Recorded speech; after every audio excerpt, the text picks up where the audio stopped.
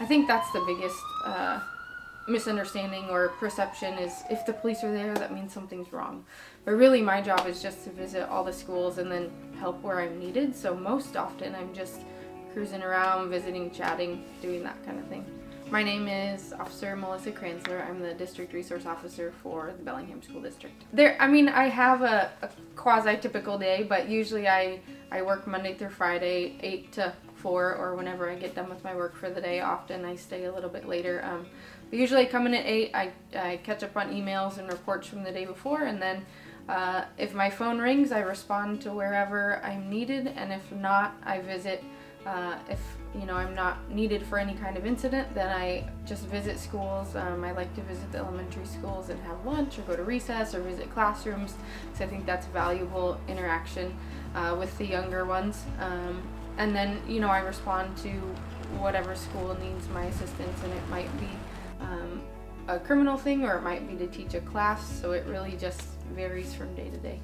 What's really rewarding is I feel like in this position, more so than patrol or other positions, I have a chance to positively influence a juvenile and hopefully make a change in their life that then leads them along a better path to adulthood. And I think that's very rewarding, and we see that kids I see a couple years later that I've interacted with that have totally changed things around and are doing great. I mean, it's so great to see that, and I'm only a very small part of that, but that's the most rewarding part for me. I love my job. Of course, there are hard days, and we see sometimes people on their very worst days, and we see things that most other people don't ever have to see or experience. So those days can be hard, but I wouldn't change it. I mean, we have a great department. We have a very supportive department and community, and I think we're really fortunate here that way.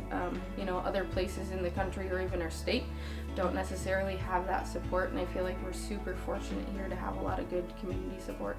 There are times when it's just we can do everything possible, and sometimes these kids are just in a tough home life, in a tough spot. It's definitely heartbreaking seeing that, and I personally do my best just to make a connection with them and tell them, if you ever need anything, here's my phone number, please call.